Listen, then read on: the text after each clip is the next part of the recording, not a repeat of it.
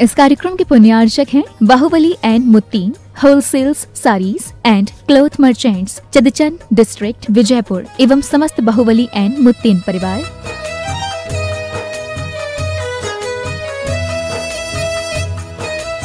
राजगुरु ज्योतिष पवन जी शास्त्री, एक ही बार में समस्याओं का समाधान, 100% गारंटी से काम, फैमिली प्रॉब्लम, बिजनेस में नुकसान, शादी सगाई में रुकावट, फंसे हुए पैसे, डिवोर्स समस्या एवं अन्य समस्याओं के लिए संपर्क करें 8209931336 9737202129। ब्रांच अहमदाबाद एवं हैदराबाद।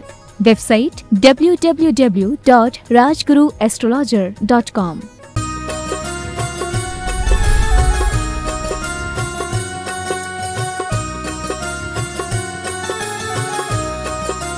देवादिदेव 1008 पार्श्वनाथ भगवान की जय जय जय। श्रवण संस्कृति के उन्नायक प्रातः स्मरणीय आचार्य भगवंत विद्यासागर जी महामुनि राज की जय जय जय जय। बोलिए गुणायतन प्रणेता, शंका समाधान करता, भावना योग प्रवर्तक, तरुणाई के प्रखर वक्ता, पूज्य मुनिवर श्री प्रमाण सागर जी महाराज की जय जय जय। पूज्य मुनिवर श्री निर्वेक सागर जी, शीतल सागर जी महाराज की जय जय जय। मुनि संघ की जय जय जय। प्रिय बंधुओं, तीर्थराज सम्मेद शेखर की तलहटी गुणायतन परिसर में आयोजित देश के सर्वाधिक लोकप्रिय कार्यक्रम शंका समाधान में यहाँ उपस्थित एवं देश विदेश से जुड़ी उन सभी श्रद्धालुओं का जो कि जनवाणी चैनल एवं प्रामाणिक ऐप के माध्यम से इस कार्यक्रम का सीधा प्रसारण देख सुन आनंद ले रहे हैं, उन सभी का मैं गुणायतन और श्री सेवायतन परिवार की ओर से हार्दिक हार्दिक अभिनंदन करता हूं। बंधुओं, यह कार्यक्रम प्रारंभ हो उसके पूर्व अपन चलते हैं मुनि संघ के चरणों में नमोस्तु निवेदित कर आशीर्वाद की मंगल भावना को लेकर के। भो स्वामी नमोस्तु नमोस्तु नमोस्तु। बंधुओं, जैसे आपको विदित ही है कि गुणायतन का कार्य बड़ी ही तीव्र गति से चल रहा है, जिसमें अनेक लोग अपना सहयोग दे रहे हैं। आज जिन्होंने निर्माण निधि से निर्माण मित्र के रूप में जुड़े हैं, ऐसे श्री रमेश चंद जी गोयल, श्रीमती चंद्रकला जी गोयल, निकेश जी, शिल्पी जी गोयल, मानसी मानस गोयल, श्रीमती नीतू जी, आनंद जी चंदेरी, अशोक नगर से जोरदार ताली बजाकर हम उनका अभिनंदन करते हैं। बंधुओं, वहीं जीव दया के रूप में जिन्होंने अपनी संपत्ति का सदुपयोग के 21,000 रुपए की राशि समर्पित की है, स्वर्गीय श्री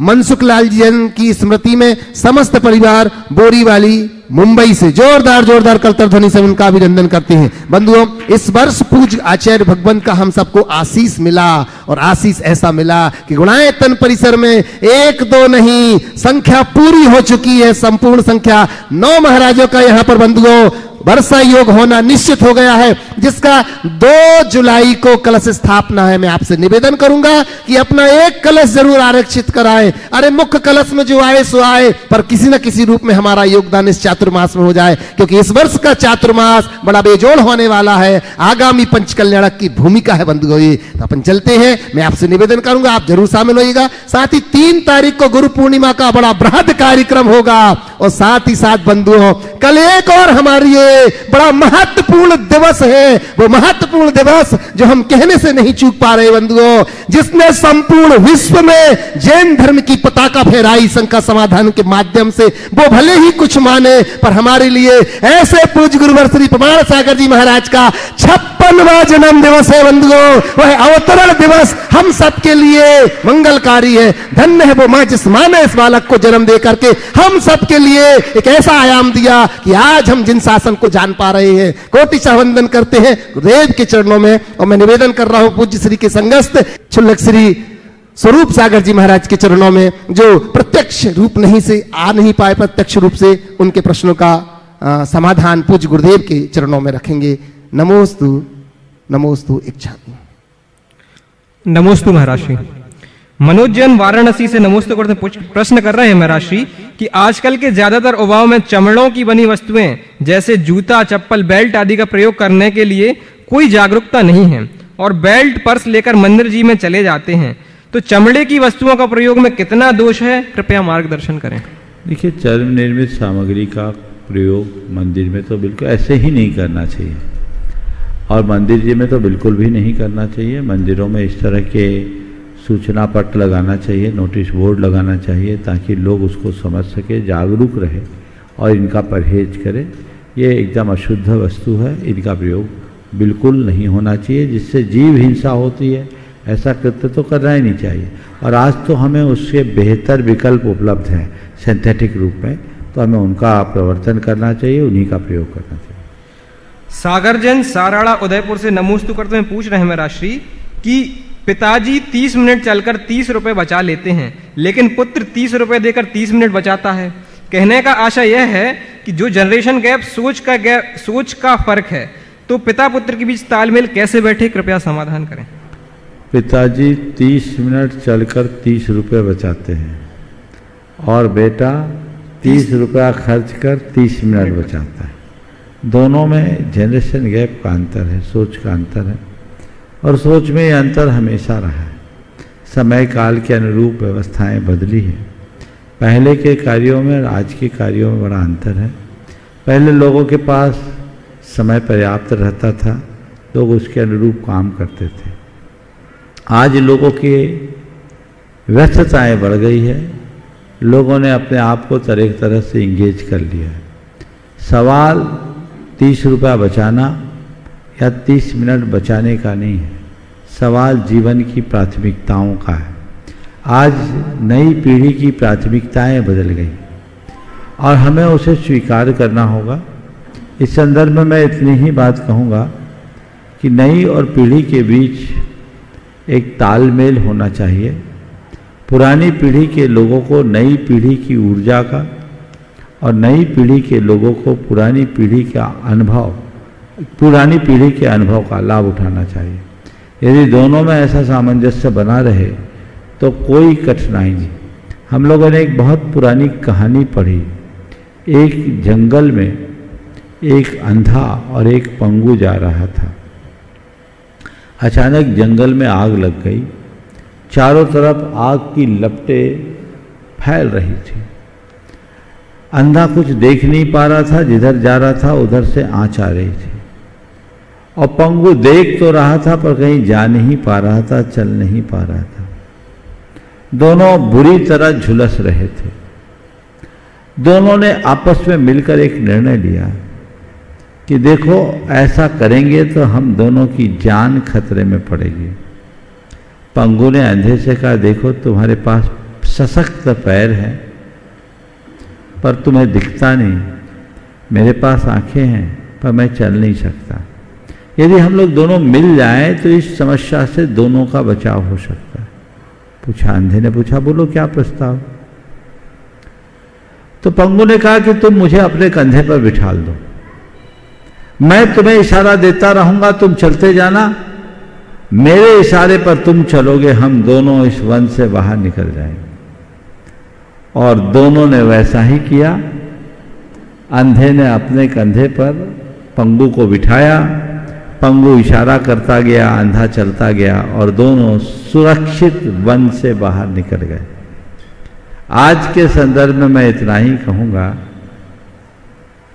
कि पुरानी पीढ़ी पंगु की भांति है, जिसके पास आंख तो है पर चलने की ताकत नहीं, और नई पीढ़ी अंधे की भांति है, जिसके पास सबल पैर तो है पर अनुभव की आंख नहीं। यदि पुरानी पीढ़ी, नई पीढ़ी के लोग पुरानी पीढ़ी को अपने कंधे पर बिठाल दे, उनके अनुभवों का लाभ लेते हुए चले, उनके इशारे पर चलना शुरू करे, तो वो अपने जीवन को बहुत अच्छे तरीके से बढ़ा सकते हैं और हमें उस दिशा में प्रयास करना चाहिए। मीना जी चौधरी जोधपुर से नमोस्तु पूर्वक जिज्ञासा कर रही हैं कि स्कूल की परीक्षा की डेट कुछ दिन पहले बताई जाती है, पर स्कूल की परीक्षा की डेट कुछ दिन पहले बताई जाती है, हाँ, पर जिंदगी में परीक्षा कभी भी आ सकती है। तो महाराज श्री, हम इस परीक्षा के लिए कैसे तैयार रहें, कृपया समाधान करें। बहुत अच्छी बात है। स्कूल की परीक्षा की डेट कुछ दिन पहले बताई जाती है, पर जिंदगी की परीक्षा कभी भी हो सकती है। आपने पूछा है हम अपनी जिंदगी की परीक्षा में कैसे तैयार रहें, तैयारी कैसे करें, कैसे सफल हो। देखिए, एक मौलिक अंतर है। स्कूल की जो परीक्षा होती है उसमें पहले पढ़ाई शिक्षा दी जाती, बाद में परीक्षा, और जिंदगी की परीक्षा में पहले परीक्षा होती, बाद में शिक्षा। हर परीक्षा में हमें सीख मिलती है। और स्कूल की परीक्षा की डेट कभी भी बताई जाए, जो जीवन की सीख जो अच्छे से पढ़ाई करता है उसको परीक्षा का कोई डर नहीं। इसी तरह जो लोग जीवन की सही सीख हासिल कर लेते हैं उन्हें परीक्षा से कोई डर नहीं। जीवन में कभी भी परीक्षा है, अच्छी सीख लेकर के चलो, डरने का कोई काम नहीं। हम सही सीख लेकर के आगे बढ़ें, जीवन आगे बढ़ेगा। राजेश जी जैन RI गोपालगंज सागर से पूछ रहे हैं मेरा श्री कि दुनिया में 3 प्रकार के लोगों को भूल के भी नहीं भुलाया जा सकता। परेशानी देने वाला, परेशानी हल करने वाला, परेशानी तैयार करने वाला। हम पहले और तीसरे प्रकार के व्यक्तियों पर बहुत जल्दी विश्वास करते हैं और उन्हें अनजाने के चक्कर में निश्चित रूप से गच्चा खा जाते हैं, किंतु दूसरे प्रकार के व्यक्ति पर हम आसानी से विश्वास नहीं करते। हमारे मन में उसके प्रति संशय की स्थिति रहती है और हम परेशानी उठाते रहते हैं। इन प्रवृत्तियों को मनुष्य के मन मस्तिष्क में कैसे सटीक तरीके से पहचानने की क्षमता विकसित की जाए जिससे उसका सामान्य जीवन परेशानी रहित आनंदमय हो जाए। परेशानी देने वाला, परेशानी हल करने वाला और परेशानी तैयार करने वाला। तैयार करने वाला पूछा, पहले और तीसरे वाले पर जल्दी भरोसा हो जाता है, दूसरे वाले पर नहीं होता। थोड़ा सवाल में कुछ अस्पष्टता सी दिख रही, पर ऐसा परेशानी जो हमें देता है परीक्षा थोड़ा संशोधित कर लिया जाए तो शायद ज़्यादा स्पष्टता होगी। एक व्यक्ति है जो परेशान करता है, दूसरा व्यक्ति है जो परेशान होता है, तीसरा व्यक्ति है जो परेशानी से हमें बचाता है। यदि इन 3 तरीके के व्यक्तियों को सामने रखकर सवाल किया जाए तो शायद ज़्यादा अच्छा होगा।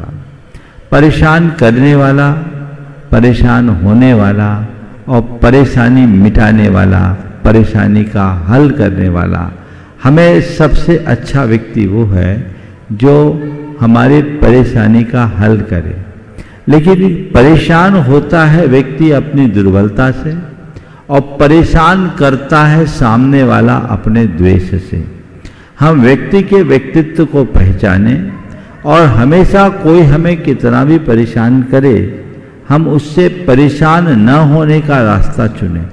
यदि हम प्रतिक्रियाओं से अप्रभावित रहने की क्षमता विकसित कर लेते हैं तो कोई हमें कितना भी परेशान करे हम परेशान नहीं होंगे। फिर भी कोई मुझे परेशान न करे ये मेरे हाथ में नहीं है, पर कोई कितना भी परेशान करे मैं परेशान ना हूं ये मेरे हाथ में है। तो हमें परेशान करने वाले व्यक्ति से यथासंभव सुरक्षित दूरी रखकर चलना चाहिए ताकि हम अपने आप को परेशानी से बचा सकें। और कदाचित वो संभव ना हो तो उससे सीख लेकर उसकी पुनरावृत्ति का उसे अवसर नहीं देना चाहिए। लेकिन कुछ लोग बड़े सूझबूझ और विवेक संपन्न होते हैं जो हर परेशानी का हल निकालने में समर्थ होते हैं। ऐसे व्यक्तियों की हमें निकटता रखनी चाहिए, उनके गुणों को पहचानना चाहिए और जब कभी ऐसी परेशानी आए हमें उन्हें याद करना चाहिए। प्रत्यक्ष में हमारे बीच में श्रेयांश जी शिक्षक हैं, कुरबाई से अपना प्रश्न लेकर के आ रहे हैं और उसी के बाद तैयार रहेंगे संजीव जी पिंकी पर्व आरजाओ जिया वंडा से। महाराज श्री मेरे 2 प्रश्न हैं, एक का उत्तर देंगे। बोले एक पूछो। एक प्रश्न तो ये है कि बरसात के समय में शाम 6 के आसपास हो जाती है, लेकिन माहौल ऐसा बन जाता है कि 2 बजे से रात्रि जैसे प्रतीत होने लगता है बरसात के कारण। तो हमको दिन में भी लाइट जला करके भोजन करना पड़ता है और हम प्रतिमाधारी हैं, तो ऐसे समय में क्या दोष लगता है और लगता है तो उसका क्या निराकरण है? देखिए, अपने घर में ऐसी व्यवस्था करनी चाहिए कि प्राकृतिक प्रकाश हो। सघन बादल होते हैं और यदि आपको भोजन के समय में बत्ती जलानी पड़ती है तो ये सदोष है। कितना भी दिन में सघन बादल क्यों न हो, दिन में रात्रि जैसा अंधकार तो नहीं होता, इसलिए हमें यथासंभव प्रकाश में ही भोजन करना चाहिए, क्योंकि हमारी आलोकित पान भोजन का विधान है। तो प्राकृतिक प्रकाश के अभाव में भोजन करना ठीक नहीं। निवेदन कर रहा हूं संजीव पिंकी जी पर्व आरजाओ जिया वंडा से और इसी के बाद तैयार रहेंगे। निवेदन करूंगा विधानाचार्य अभिषेक जी मंगेली पारसनाथ दिगंबर जैन गुरुकुल हैदराबाद से। शंका समाधान प्रेरणेता मुनिश्री के चरणों में डॉक्टर बाबूलाल अनुज परिवार का कोटिशाह नमोस्तु नमोस्तु नमोस्तु। गुरुदेव, जब हमारे आराध्य का अवतरण दिवस आता है तो हम अपने आराध्य का अवतरण दिवस भक्त कैसे मनाएं? शंका का समाधान कीजिए गुरुदेव। पहली बात तो किसी आराध्य का अवतरण होता ही नहीं।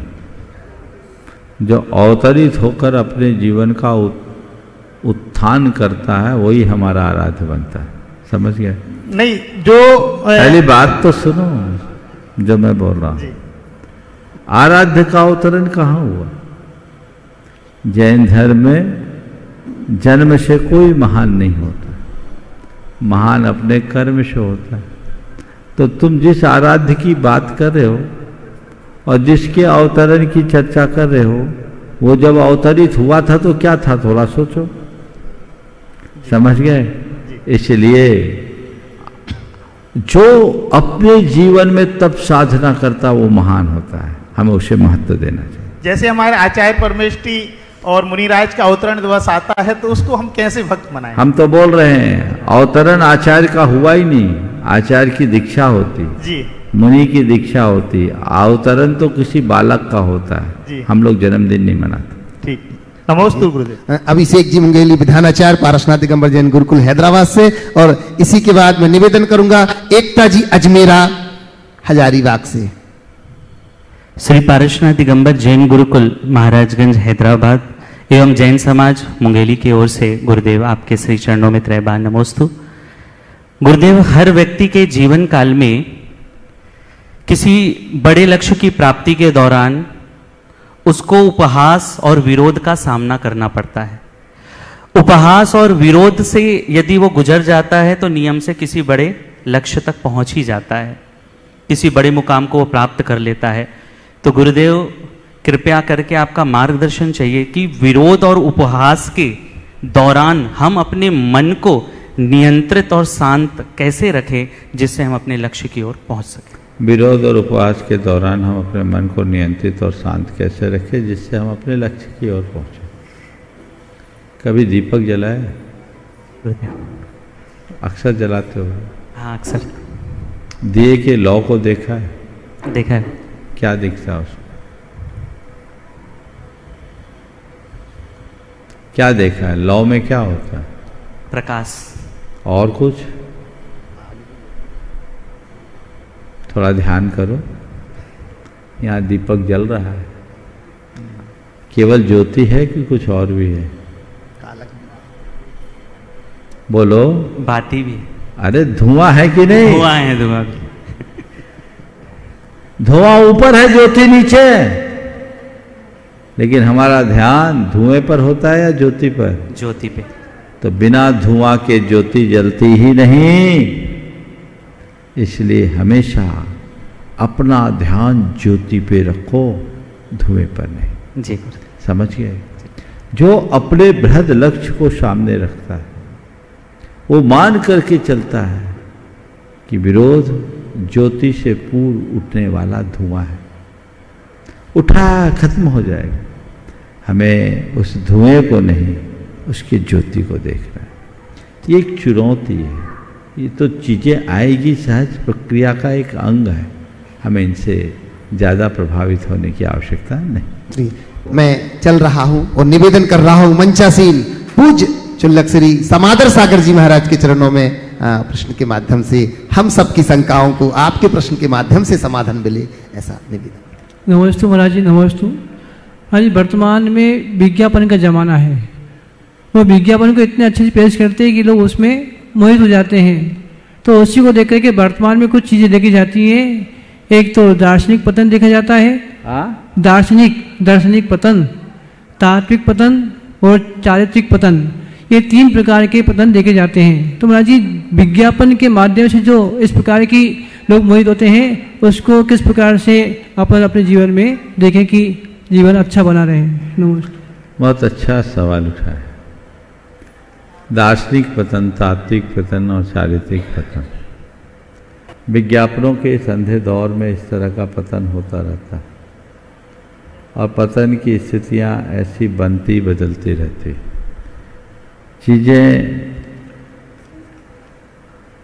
चीज़ें जो भी होती हैं हमें उसे ध्यान में रख करके चलना चाहिए और इनसे अप्रभावित होने की कोशिश करनी चाहिए। हमारे यहाँ एक बहुत पुराना सूत्र है, मनोज्ञा मनोगेंद्रिय विषय रागत देश वजनानी पंच।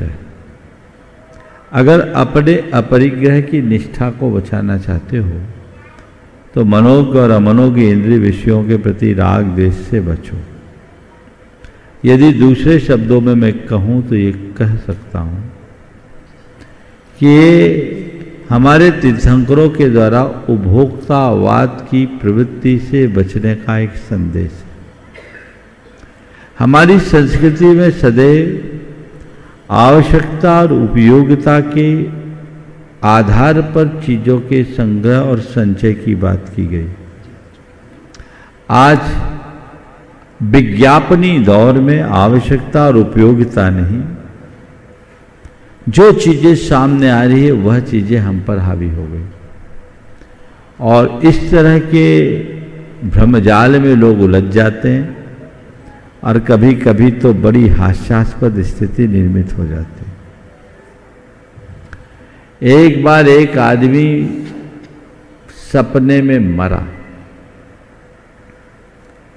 मर करके जब वो यमलोक में पहुंचा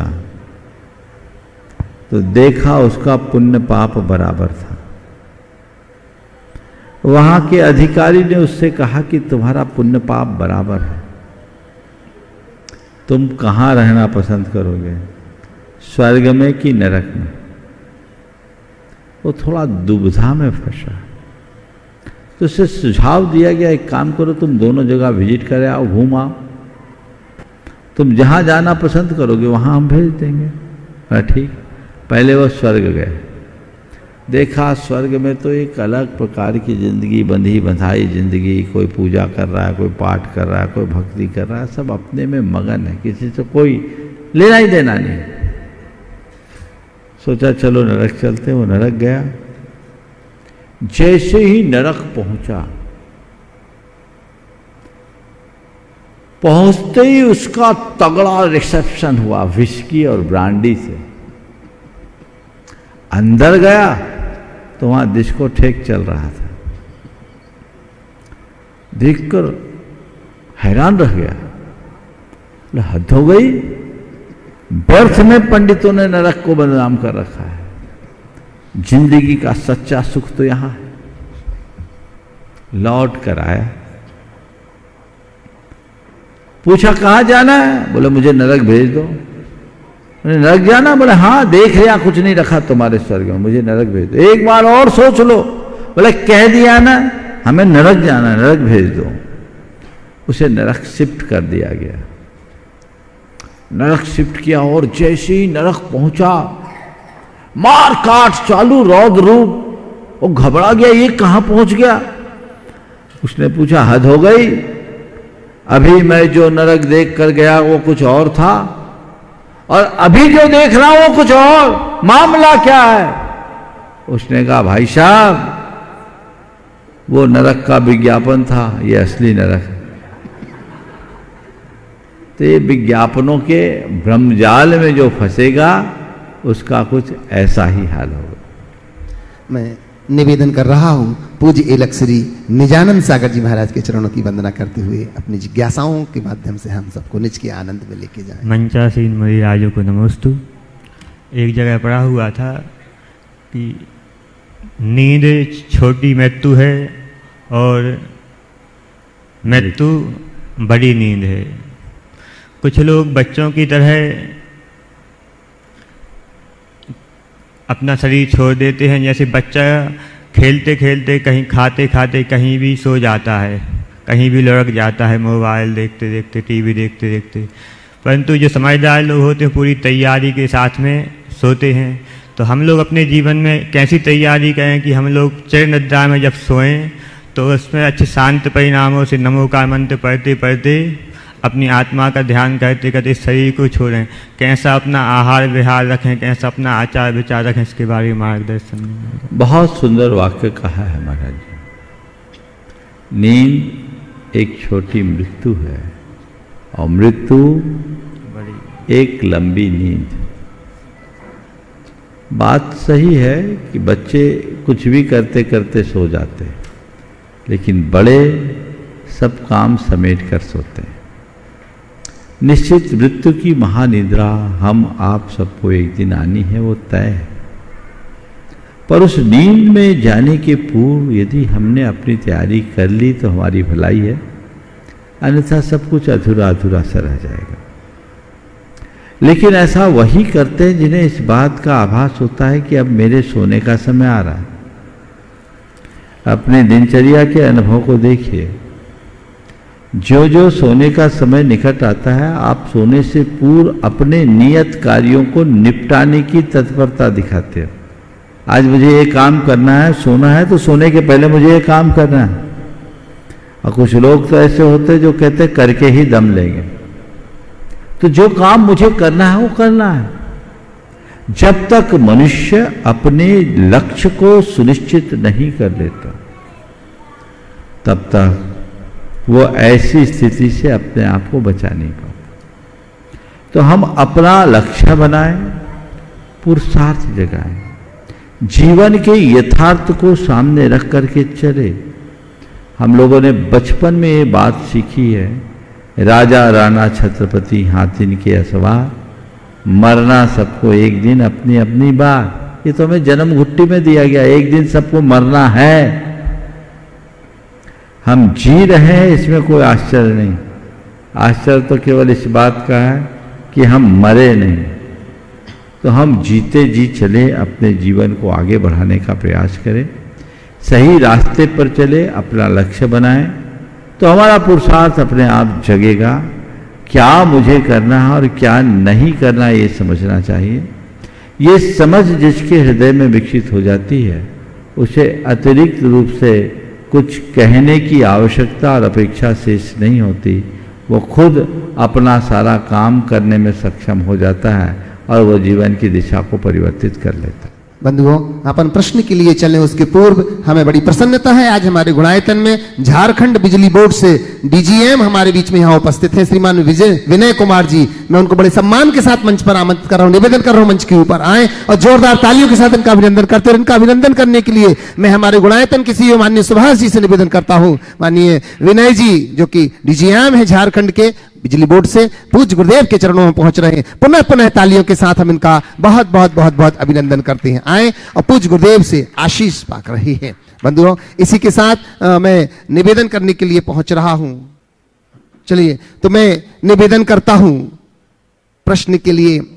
पूज्य मुनिश्री के बाएं तरफ विराजमान मुनिवर श्री शीतल सागर जी महाराज के शीतल छांव में निवेदन कर रहा हूं कि वो स्वामी आपके प्रश्नों के माध्यम से हमारा भी समाधान हो। निवेदन कर।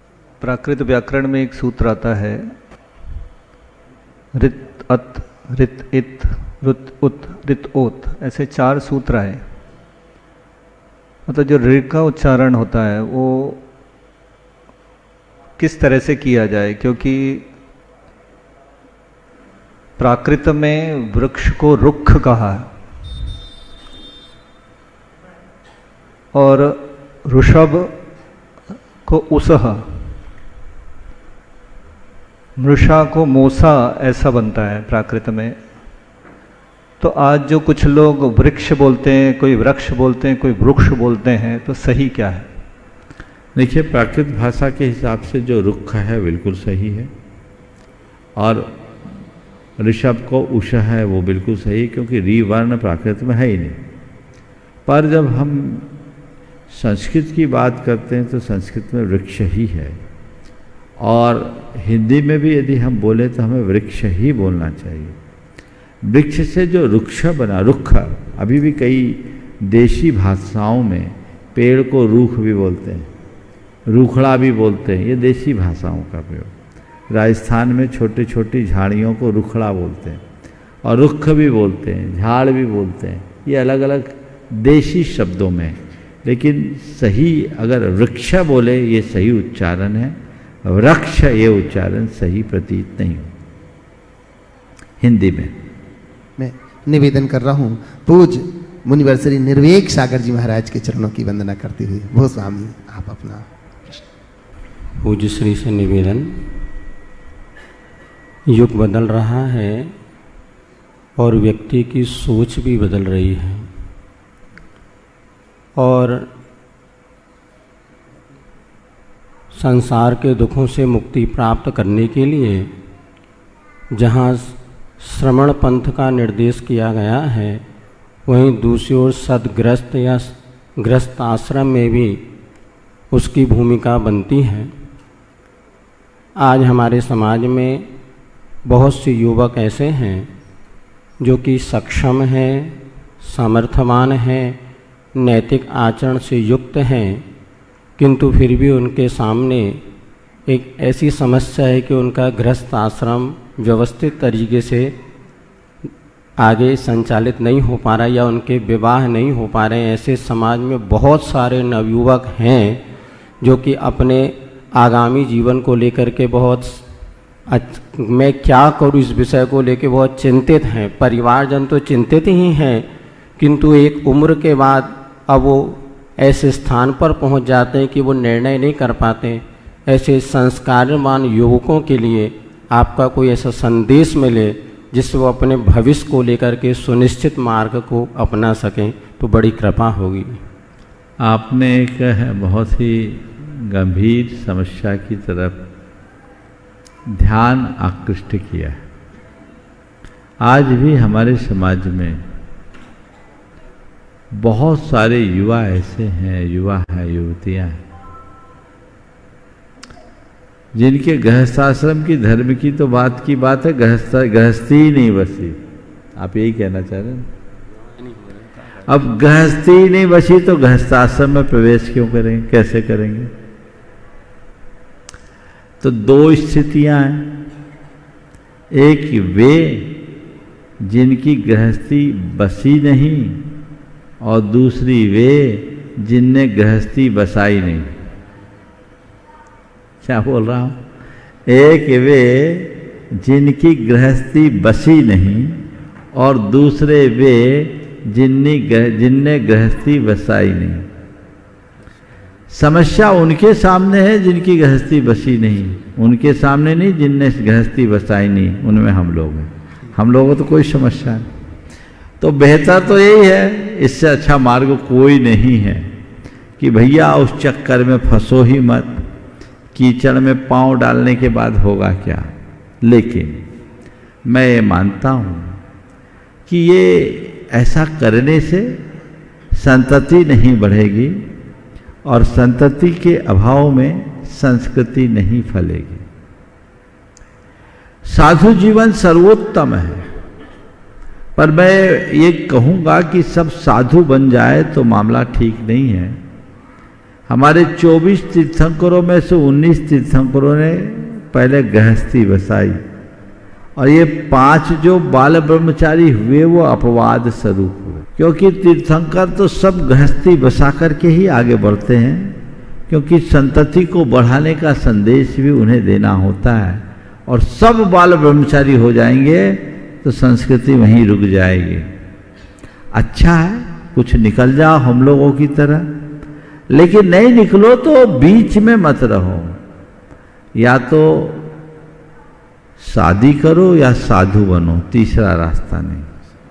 पर साधु इसलिए मत बनो कि शादी ना हुई हो, ऐसा मत सोचना। हम लोग सामने ऐसी समस्या नहीं थी, नहीं तो तुम सोचो कि हुई नहीं होगी सो निकल गए। यह समस्या हम लोग सामने नहीं थी। पर उत्तम मार्ग यही है, अगर गृहस्थी में है तो हमें गृहस्थी के संस्कारों के साथ जुड़ना चाहिए। जो समस्या है बहुत गंभीर है, वो आज की एक कुपरंपरा का कुफल। इसके 4 वजह मुझे दिखाई पड़ रहे हैं। पहली जो सबसे विकृत मानसिकता है, छोटी जगह में शादी नहीं करना, ये विकृत मानसिकता है। कितना भी संपन्न हो, कितना भी अच्छा सेटअप हो, कितना भी अच्छा कारोबार हो, संस्कार हो, भला पूरा परिवार हो, आज की लड़कियों के लिए छोटी जगह, लड़की नहीं लड़की के माँ बाप भी छोटी जगह में संबंध नहीं करना चाहते। अब और क्या छोटी जगहों की बात तो जाने तो एक व्यक्ति ने कहा महाराज जी कोलकाता जैसे महानगर में भी साउथ को बड़ी जगह मानते हैं, साउथ कोलकाता को, इधर दूसरी जगह है, छोटी जगह है। ये जो सोच है बड़ी घृणित और निंद सोच है। लोग खोटी जगह संबंध करने को तैयार हैं, छोटी जगह नहीं करते हैं, तो बड़ी समस्या है। इसमें बदलाव आना चाहिए, क्योंकि यदि सभी लोग महानगरों में जाकर के सिमट जाएंगे तो देश का क्या होगा। 5-5 हजार वर्ग फुट का आलीशान मकान है, वहां कोई जाने को तैयार नहीं, और 500-700 फुट की उस कुटिया में सिमट के रहने के लिए लोग राजी हैं, जहां इंफ्रास्ट्रक्चर भी पर्याप्त नहीं है। मानसिकता बदलनी चाहिए। दुनिया बहुत आगे बढ़ गई और अब छोटी और बड़ी जगह में कोई खास भेद नहीं बचा, फिर भी मानसिकता नहीं बदलती। करोड़ों की कमाई वाले को लोग भूल जाते हैं, 5-7-10 लाख के पैकेज वाले को ध्यान देते। तो पहली बात, छोटी और बड़ी जगह की मानसिकता मिटे और एक सोच बने। मैं सॉल्यूशन भी साथ साथ बता रहा हूं। आप छोटी जगह में रह रहे हो, आप चाहते हो कि मेरे घर बेटी आए, तो आप पहले तय करो कि हम अपनी बेटी वहीं देंगे जो हमको बेटी देगा। तुम अपनी बेटी की शादी के समय तुम खुद ही बड़ी जगह खोजते हो, तो तुम्हारे घर में छोटी जगह की बेटी कैसे आएगी। आज भी कई ऐसी समाज है, जब मैं उत्तर प्रदेश में था, इलाहाबाद, वाराणसी के आसपास कई छोटे छोटे गांव हैं, मझमा, चंपाहा, सराय अकील आदि छोटे छोटे गांव, वहाँ जायसवाल जैन समाज के घर। उन्होंने एक बहुत अच्छी बात कही। मैंने पूछा तुम लोग ब्याह संबंध कैसे होता। बोला हम लोग आपस में करते हैं, बेटी उसी को देते हैं जो बदले में बेटी देता है, हिसाब बराबर। ये कर लो, पर तुम खुद दोहरा गणित अपनाओगे तो कैसे काम चलेगा। तुम तो चाहते हो मेरी बेटी मेट्रो सिटी में आए और कोई अपनी बेटी मुझे दे दे, कैसे संभव।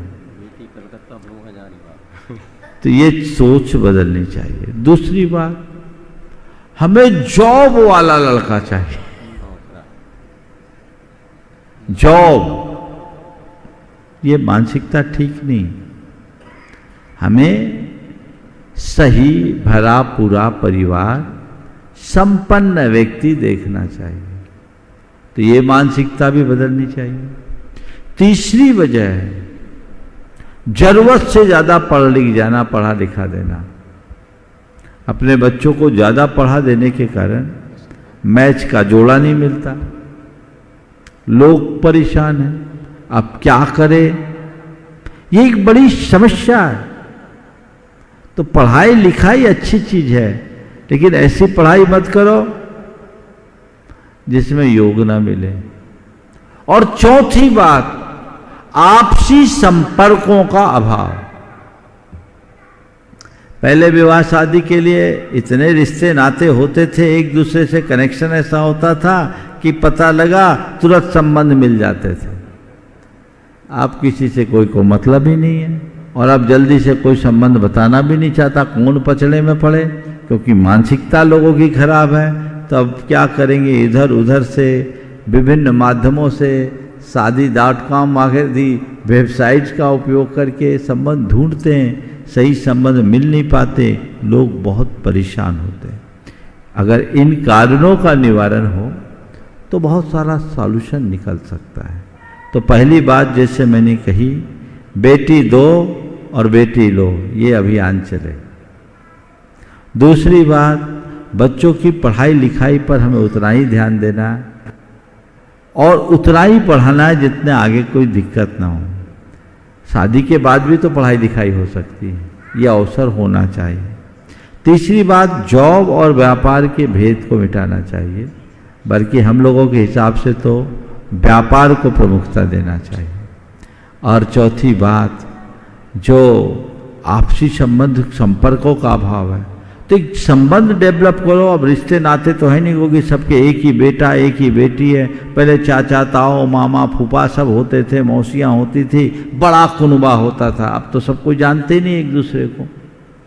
तो एक उपाय है, अपने संपर्क को बढ़ाओ, आपसी साधर्मी स्नेह बढ़ाओ, गुरु भक्त एक दूसरे से जुड़ो, एक दूसरे से संबंधों की प्रगाढ़ता आपकी हो, ताकि आपके एक दूसरे के संबंधों में कोई दिक्कत ना हो। आज करोड़पति भी परेशान है और साधारण लोग भी परेशान है। क्या करें, सबके सामने यही समस्या है, बहुत दिक्कत। और फिर आज का जो कल्चर डेवलप हो रहा है वो रही सही कसर भी खत्म कर रहा है। कुछ बच्चे खुद भी नहीं चाहते कि हम संबंध करें। लिव इन का कंसेप्ट जैनियों में भी बहुत तेजी से बढ़ रहा है। महानगरों में आज के युवक युवतियों के साथ ऐसा होने लगा है। 35, 40 साल की उम्र हो गई, वो शादी के नाम से ही दूर होना चाहते हैं। और एक कारण और है जो शादी से बच्चों को दूर करने का, वो तलाक की बढ़ती हुई प्रवृत्ति, एडजस्टमेंट नहीं होता। तो ये सब चीज़ें ऐसी हैं जो पूरी समाज को बुरी तरह प्रभावित कर रही है। इनसे बचना बहुत जरूरी है। बंधुओं, दिल्ली से और कोई उपाय अगर हो तो महाराज जी अपनी तरफ से बता सकते हैं। उन युवाओं को क्या करना महाराज कह रहे हैं? 35 साल के हो गए, क्या करें? तब हम क्या करें? हमने बात समस्या लची विचित्र है। अब तो मैं उनको यही सलाह दूंगा, अन्यथा शरणम नास्ति त्वमेव शरणम मम। और कोई रास्ता अब नहीं। लीजिए, दिल्ली से वीणा जी, शिल्पी जी, अजय जी के परिवार से जो विधान करने के लिए यहाँ पहुंचे हैं। और इसी के बाद मैं निवेदन करूंगा माननीय सुरेश जी, आशा जी विनायका, हजारीवास। नमोस्तु महाराज जी, नमोस्तु नमोस्तु। महाराज जी, हम 2-3 दिन से यहाँ पर आपके चरण सानिध्य में आए हुए हैं। आप हमेशा स्थानिका में बहुत बड़े बड़े मंडल बना के और सिद्ध चक्र विधान करते हैं। हम तो काफ़ी कम लोग आए हैं, तो काफ़ी कम लोग बैठे हैं, तो इस विधान में और उसमें क्या अंतर है? भाव तो उतने ही लग रहे हैं, बहुत आनंद आ रहा है, क्योंकि आपके सानिध्य में तो जो हो जाए अमृत की वर्षा है। और अनंत अनंत सिद्ध परमेश्वरी भगवान का क्षेत्र है, तो उसमें कोई अंतर है जी? देखिए, मैं तो कहूँगा आपका विशिष्ट पुण्य। बड़े आयोजन होते हैं, लोगों की सहभागिता होती है, उसमें हम लोगों की पूर्ण भागीदारी भी रहती है। इस बार भी विधान का आयोजन था, बहुत सारे लोगों के पहले से नाम आए हुए थे, लेकिन चूंकि अभी चातुर्मास गर्मी बहुत अधिक, तो हमने सोचा बहुत व्यस्तता बढ़ जाएगी और भी तरह के कार्य हैं, व्यस्तताएं। तो मैंने कहा अभी विधान को रोको, फिर देखेंगे, गर्मी में नहीं।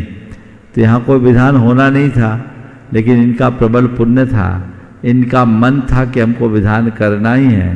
तो आज इनका पारिवारिक विधान यहाँ संपन्न हो रहा है। आनंद तो पूरा है ही। देखिए, आनंद बाहर की संरचना में नहीं है, आनंद हमारी मानसिकता में। हम पूरे मनोदशा के साथ भर करके करें, वही आनंद आएगा, और वो आप आनंद ले ही रहें। और ये आपका पुण्य ही है कि सारे संयोग आपके अनुकूल बन गए। महाराज जी, आपका उपकार है, बहुत बहुत आशीर्वाद। नमस्ते महाराज जी। सुरेश जी, आशा जी विनायका, हजारीबाग से। फिर उसी के बाद मैं निवेदन करूंगा बिंदु जी, पायल जी सेठी, हजारीबाग से। नमोस्तु महाराज श्री। मंचासीन सभी मुनिराजों के चरणों में नमोस्तु नमोस्तु नमोस्तु। और श्री मंचासीन सारे छुलक जी को इच्छा में। शब्द नहीं है शब्द, कैसे करूं धन्यवाद। नहीं है शब्द, कैसे करूं धन्यवाद। बस चाहिए हर पल आपका आशीर्वाद। हूं जहां मैं उसमें बड़ा ही योगदान, क्योंकि गुरुदेव आपने जो मुझे जितना सारा दिया है ज्ञान और प्यार, उसके कारण मैं आज यहाँ पर हूँ महाराज श्री। ये तो बात है, सभी जानते हो और बोलती हूँ मैं भी। महाराज श्री, मेरा प्रश्न ये है, शिक्षा अगर बोलने में और व्यवहार में नजर ना आए तो डिग्रियां सिर्फ कागज की रद्दी के समान हो जाती है। तो ऐसा हम क्या करें जो हमारी शिक्षा और सब सबको सामने दिखे महाराज श्री, सबके सामने वैसा। बहुत अच्छी बात कही। अगर शिक्षा बोलने और व्यवहार में ना आए तो उसे हम कागज की रद्दी के समान सोचें। ऐसा क्या करें कि शिक्षा हमारे व्यवहार में आए। दरअसल शिक्षा के उद्देश्य को जब हम सामने रख करके चलते हैं तो अपने आप उसका परिणाम बदल जाता है। अगर शिक्षा का उद्देश्य केवल डिग्री हासिल करना है तो वो हमारे व्यवहार में नहीं आए, और शिक्षा का उद्देश्य अपने जीवन का निर्माण है तो उसका असर होगा। तो हम शिक्षा ग्रहण कर रहे हैं किस लिए, हम ज्ञान अर्जन कर रहे हैं किस लिए, हमारा मूलभूत प्रयोजन क्या है, हमारा दृष्टिकोण क्या है। दृष्टिकोण ठीक होते ही सब चीजें ठीक। नमोस्तु महाराज। निवेदन कर रहा हूँ बिंदु पायल जी सेठी हजारीबाग से, और उसी के साथ और निवेदन करूंगा एकता जी अजमेरा हजारीबाग से। ओम नमोस्तु नमोस्तु नमोस्तु महाराज जी। मंचासी सभी महाराज जी को नमोस्तु। इच्छामी महाराज जी, छुल्लक जी को। दुनिया में दो पौधे ऐसे हैं जो कभी मुरझाते नहीं हैं, और अगर मुरझाते हैं तो उनका कोई इलाज नहीं है। तो एक है निस्वार्थ प्रेम और दूसरा है अटूट विश्वास। तो महाराज जी इन पौधों को मुरझाने से कैसे बचें? निस्वार्थ प्रेम और अटूट विश्वास, ये ऐसे पौधे हैं जो मुरझाते नहीं और मुरझाने से फिर लहलहाते नहीं। आपने बहुत सही पूछा है कि इनको हम मुरझाने से कैसे बचाएं। देखिए, प्रेम को अपने अंदर जीवित रखना चाहते हैं कि मेरे भीतर प्रेम का पौधा खिला रहे, वो कभी न मुरझाए, तो मन में कपट और छल ना आने दो। मन का कपट, मन का छल हमारे प्रेम को लील जाता है। एक तो कपट है जो कुल्हाड़ी का काम करता है, और दूसरा अभिमान है जो आरी का काम करता है। तो अभिमान की आरी और कपट की कुल्हाड़ी, इनसे अपने आप को बचाओ, तो तुम्हारे जीवन में प्रेम का पौधा हमेशा जीवित बना रहेगा, कभी वो खंडित नहीं होगा। और अटूट विश्वास से अपने आप को बना के अपना अटूट विश्वास बनाए रखना चाहते हैं तो शंका के कीड़े से बच के रखो। मन में जब शंका का कीड़ा जन्म ले लेता है, हमारा विश्वास खंडित हो जाता है। नमोस्तु। निवेदन करता हूँ एकता जी अजमेरा, और इसी के बाद निवेदन करूंगा चंद्रकला जी पाटनी, गुणायतन मंत्री। नमोस्तु गुरुदेव, नमोस्तु नमोस्तु नमोस्तु। मेरा प्रश्न यह है कि जीवन की वास्तविक भूल क्या है? जीवन की वास्तविक भूल खुद को ना पहचानना, अपने आप को भूल जाना ही सबसे बड़ी भूल। हम सारी दुनिया को जानते हैं पर हमें यही पता नहीं मैं कौन, समझ गए? तो यही भ्रांति है। ये भूल जब मिटेगी तभी हम जीवन के यथार्थ को पहचान पाएंगे। नमस्ते। चंद्रकला जी पाटनी, मंत्री, और इसी के बाद निवेदन करूंगा ब्रह्मचारिणी सुनीता दीदी जी बासा। ओम। मेरी तरफ से जगत के सब्जियों की तरफ से मुनिराज, सब मुनिराजों के चरणों में नमोस्तु, एलक जी के चरणों में इच्छामी, और सब छुल्लक जी के चरणों में इच्छामी। महाराज श्री, अपराध, पाप और दोष में क्या अंतर है? अपराध, पाप और दोष, इनमें बड़ा मौलिक अंतर है।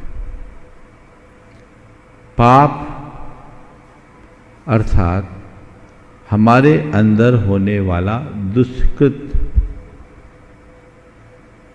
ये जब प्रकट रूप में भी हो जाए तो पाप कहलाता है,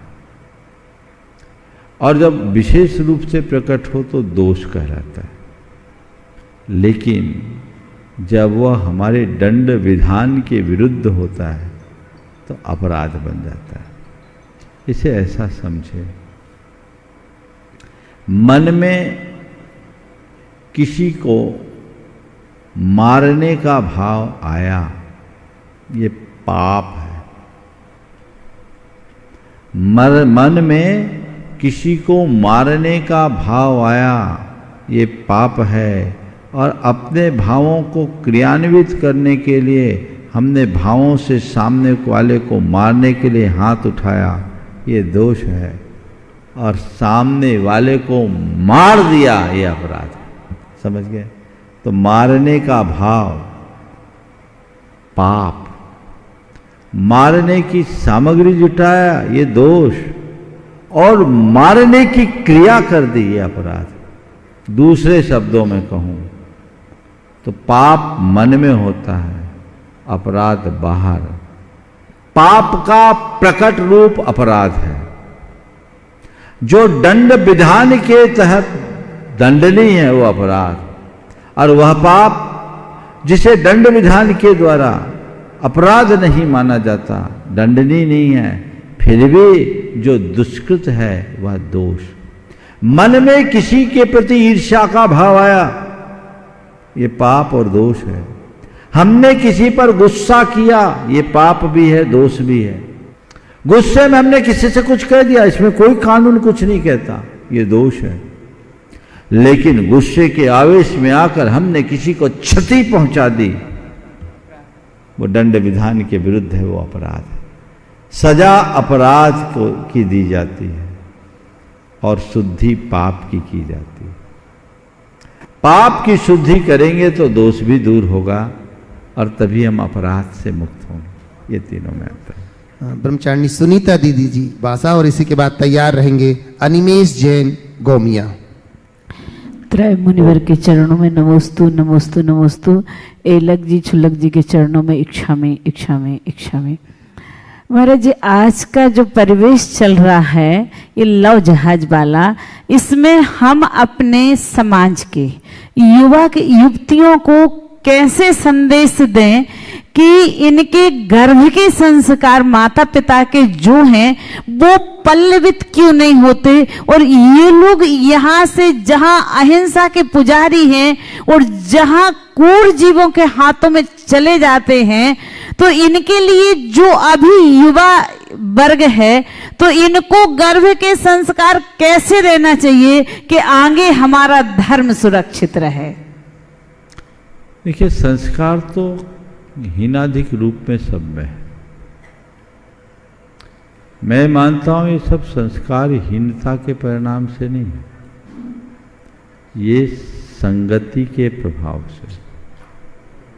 माँ बाप को बच्चों के संस्कारों के साथ उनकी संगति का भी ध्यान रखना चाहिए। अच्छे संस्कार दो और उनको उनकी संगति के प्रति भी जागरूक करो कि उनकी कैसों की संगति रखनी और कितनी संगति रखनी। आज का जो वातावरण है, खासकर आज की जो शिक्षा प्रणाली है और मल्टीमीडिया का जो प्रभाव है, उसमें लोग एक दूसरे से निकटता बहुत तेजी से बढ़ा लेते हैं और ऐसे ऐसे लोगों से भी लोगों का संपर्क हो जाता है जिनसे हमारा कोई लेना देना भी नहीं, और फिर ऐसे लोग ब्रेन वॉश कर देते हैं। उस ब्रेन वॉश के परिणाम स्वरूप ये सब बातें घट जाती हैं जो जीवन के लिए बहुत भयावह होती। तो हमें मर्यादा का बोध कराना चाहिए और सीमा रेखा को समझाते हुए इस बात की भी पूरी हिदायत देनी चाहिए कि हमें अपनी संगति किससे और कितनी रखनी। और मैंने तो कई बार बोला, माँ बाप का बच्चों से ऐसा संबंध हो कि वो अपने बिना पासवर्ड के मोबाइल माँ बाप को दे सके। शायद ही कोई बच्चा होगा जो अपने माँ बाप को मोबाइल मांगने पर दे और बिना पासवर्ड के दे दे। वो धोखे में रख रहा है खुद को और सामने वाले को, यानी कुछ गलत पल रहा है। कहीं ना कहीं कुछ है। अगर ट्रांसपेरेंट होता, सब कुछ साफ सुथरा होता, तो ये छल क्यों? तो बच्चों को बताएं कि देखो, हमारे सामने तुम्हारी निजता खुली होनी चाहिए और बच्चों के हृदय में विश्वास बैठना चाहिए कि माँ बाप जो कहेंगे वो सही कहेंगे। अनिमेश जी गोमिया, और इसी के बाद तैयार रहेंगी नम्रता जी बंडा। बंधुओं, एक बड़ा ही सुअवसर हम सबको मिला है।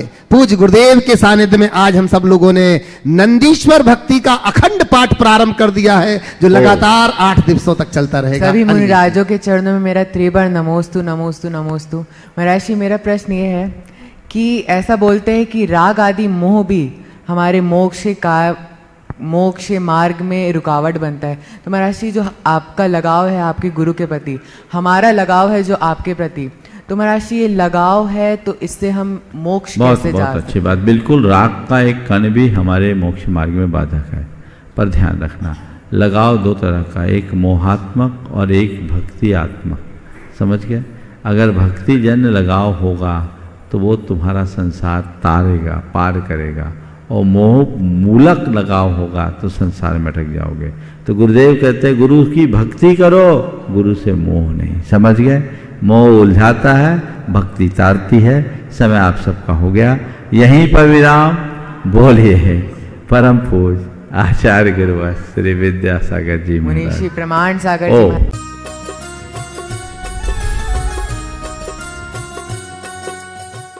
इस कार्यक्रम के पुण्यार्चक थे Bahubali and Muttin wholesales saris and cloth merchants, Chadchan district, Vijayapur एवं समस्त बाहुबली एंड मुत्तीन परिवार।